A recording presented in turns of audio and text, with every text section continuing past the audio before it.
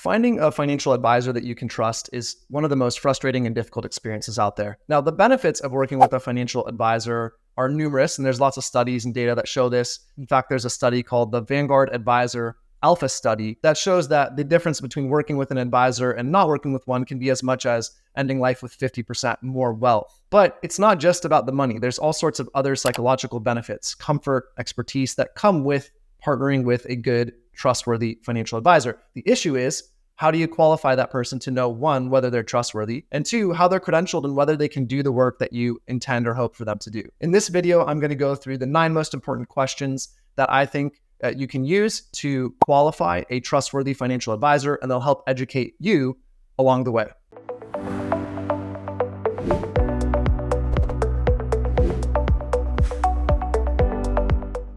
Welcome. If you're new to the channel, my name is Eric Amzalag. I am the owner and head financial planner at Peak Financial Planning. We are fee-only fiduciary financial planners, and we work with clients all over the country virtually to help you make smarter money decisions, invest wisely, and to properly tax plan for your wealth. So stay tuned. In this video, we're going to be going through the 9 most important questions you should be using to qualify a trustworthy financial advisor. So the first question you're going to want to ask is, what kind of financial advisor are you specifically? So the reason I say specifically is because the term financial advisor is actually this broad umbrella term that covers a whole bunch of different professions, all of whom work with clients differently in different ways with different standards and different regulatory apparatus. And so you'll want to start by asking them, what kind of advisor are you specifically? Are you an insurance broker, annuity salesperson, wealth manager, investment advisor, financial planner, and so on and so forth? There's a whole bunch of others that fall under this umbrella. Most consumers are actually looking for some combination of a financial planner and an investment advisor. The financial planning part is someone who can help them answer questions like, do I have enough money to retire?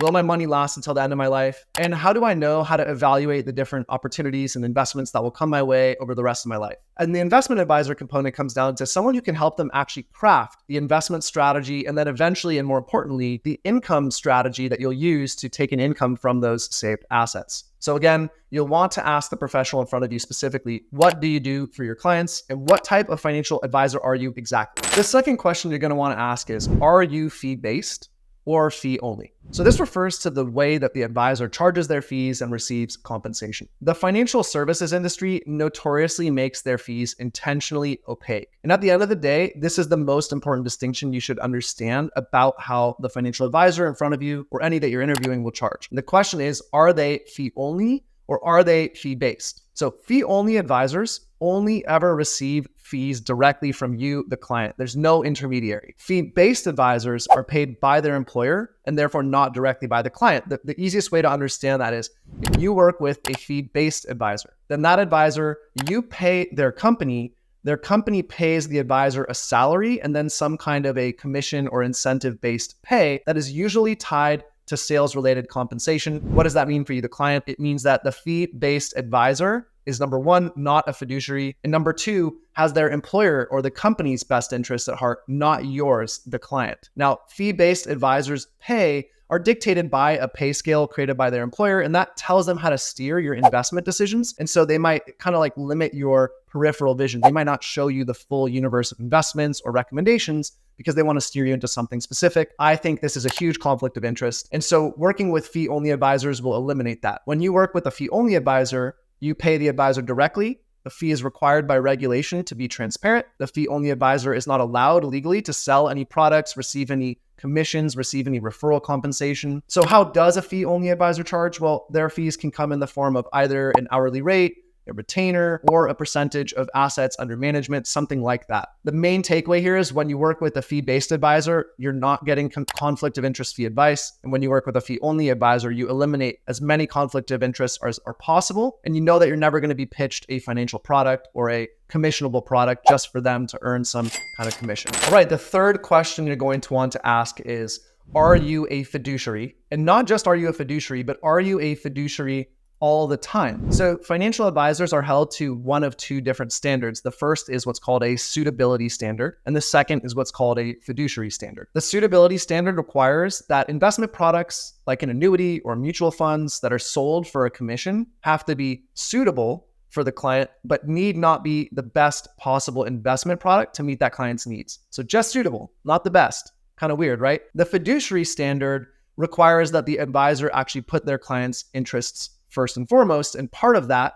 requires eliminating bad incentives, such as commissions that could sway the advisor to recommend something less than the best possible solution for that client's investment portfolio. A really easy example of this is like, how can an insurance licensed advisor give an impartial evaluation of an insurance policy? Sometimes fee-based advisors kind of get around this distinction that their suitability standard required rather than fiduciary by switching hats. They can be called a fee-only advisor at certain points of their work and therefore be a fiduciary, and then they can switch to fee-based and back without your knowledge. And it really is just about what they're talking about in the initial conversation with you. It's kind of a tricky way to get around this. And if you ask them if they're a fiduciary, this specific type of fee-based advisor who switches hats, they're almost always going to say yes when it's not really the case. So you want to get really clear by asking them, are you ever able to operate on a suitability standard or a fee-based method while we work together? And if they are, that's going to create a conflict of interest. In my advice as a fee-only advisor, I must admit, I do have some bias here, but my advice is that that's a red flag to be aware of, and that you will, as a client or a consumer, end up being the one who bears the brunt of the cost when someone has a conflict of interest when delivering you advice. So working with someone who is always 100% of the time a fiduciary is the best way to ensure that your advisor has your best interests at heart. So the fourth question here really piggybacks off the second and third, and you can see that this is a trend here, but do you make any form of outside compensation? Things like commissions, sales-related compensation, or referral-based compensation. So a lot of advisors are going to squirm under this question, especially if they're one of those fee-based advisors who sometimes wears a fee-only hat and then switches back and forth, and they're not going to be able to answer this question in an honest, straightforward manner. And if they do, at least they're transparent with you and you know what's in front of you. The fact of the matter is that you need investment advice at some point. You will need it. In order to obtain the best evaluation of any investment placed in front of you, you need someone who can scrutinize it and audit it without having any compensation or incentive based around what you invest in. So financial advisors that only ever get paid by you directly, fee-only advisors, and receive no form of sales compensation are the only ones who can really do this type of evaluation conflict-free. And the truth is, this isn't only related to investment advising or financial advising. That goes for anything. Real estate people, annuities, mutual funds, insurance, exchange-traded funds, stocks, bonds, limited partnerships. Anytime someone makes a direct commission-based incentive off of selling you the product, they will not be able to provide you conflict interest-free advice.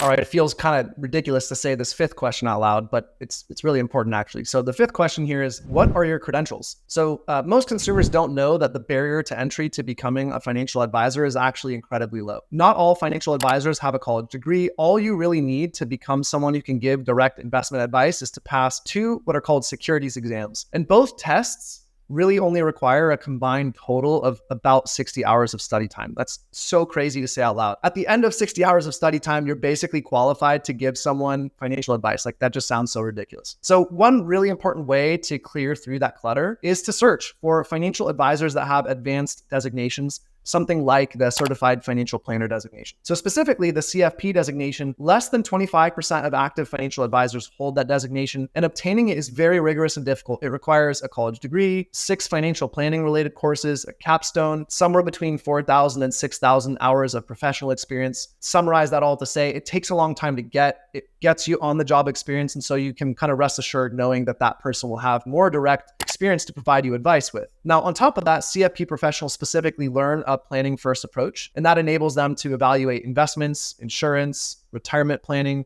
tax planning, charitable giving, among a bunch of other things. Question number 6 to ask is, are you licensed to sell insurance? So you can watch other videos on my channel where I go through, as a fee-only fiduciary advisor, how to evaluate insurance policies, both as investments, but also as life insurance. But the fact of the matter is that a financial advisor with an insurance license is basically an early red flag. It tells you that they cannot operate in a fiduciary standard or as a fee-only advisor. So it doesn't mean that they're bad or evil. It just means that their incentive structure is not designed to align with yours, the client's best interests. And obviously, you want someone who's going to work with you and can evaluate your investments and options without having an incentive into what you invest in. So insurance commissions can also be really large. And so it's very hard for an insurance licensed advisor to resist the sway of big upfront commissions. So you don't need an advisor with an insurance license to get quality advice about insurance. There's many types of financial advisors, including many fee-only and fiduciary advisors who are trained and qualified to help you evaluate your insurance needs. And in many cases, it's actually a better way to go, because that person can help you find insurance at the better and best price because their compensation isn't tied to the sale of that insurance product. So question number 7 is, do you work for a big brokerage company or are you independent? So big name recognition doesn't actually mean better outcomes for investors. In general, those different big brand firms that you will know the name of operate on a suitability standard with fee-based advisors, not fee-only fiduciary advisors, which means that most of their business revolves around selling products, things like insurance and annuities. And again, those aren't bad things. They're just not appropriate for everyone. It's kind of like the old saying goes, where everything looks like a nail to a hammer. Well, that's exactly how it is for fee-based advisors. If you're an insurance person, everything about insurance looks like the right solution for your needs. Not all advisors are going to do that if they work in a fee-based capacity, but you're trying to filter through, save your time, save your attention, and find someone you can trust who's giving you the right advice. And so you don't want to have to guess that later your insurance licensed advisor will give you unbiased advice when you need it. You want to know. The way you know is by working with independent, fee-only financial planning firms that reduce conflicts of interest and mean you're working with someone who actually follows the fiduciary standard. Independent firms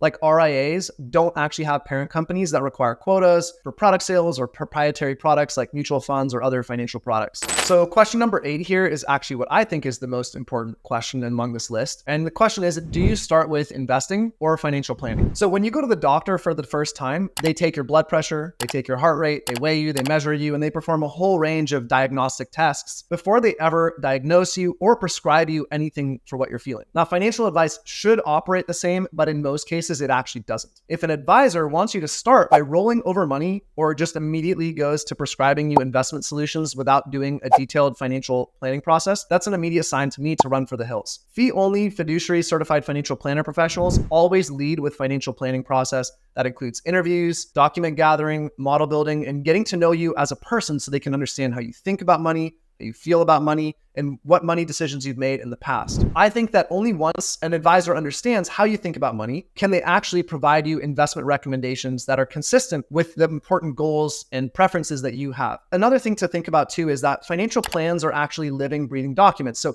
you start with the financial planning process, and there's no such thing as a static point in time plan that just is going to work for the rest of your life. Things in your life change. Your employment, your income, your health, your family, your retirement age, your preferences, and so on and so forth. And so your financial plan has to evolve to accommodate that. And therefore, your investment plan also needs to evolve and accommodate that. So clearly you can see that my advice as a fee-only fiduciary financial advisor is that all of the different bad outcomes that come through bad expectations or bad incentive structures can be avoided if you just work with a financial advisor who has your best interest at heart. And so if you made it this far through this video and you are in the market for a financial advisor, I'd love for you to consider my firm for the following reasons. We'll help you document your financial wishes and goals. We'll help you create a reliable income stream that you can understand and that will outlive you. We can help you pay the government less in taxes so you have more money to spend while alive on the things that you care about. And we can help you craft an investment strategy that you understand and that lets you sleep easy at night knowing you're going to be taken care of. So if you'd like to talk with us, there are some scheduling links in the description to this video below, or you can go to our website at www.thepeakfp.com. If you're not quite ready to meet, that's totally good as well. Hopefully this set of questions will help you filter through how you get to the right advisor for you, whether that's locally or whatever else. If you'd like to watch other videos on our channel that talk about different subjects like how much money do you need in order to retire, what kind of distribution strategies are good for you, how do you evaluate whole life insurance policies, I've got all that and more on our YouTube channel at Peak Financial Planning on YouTube. Again, you can also go back to our website and feel free to submit questions or comments in the description to this video down below. As always, thank you for your time and attention, and we'll see you in the next video.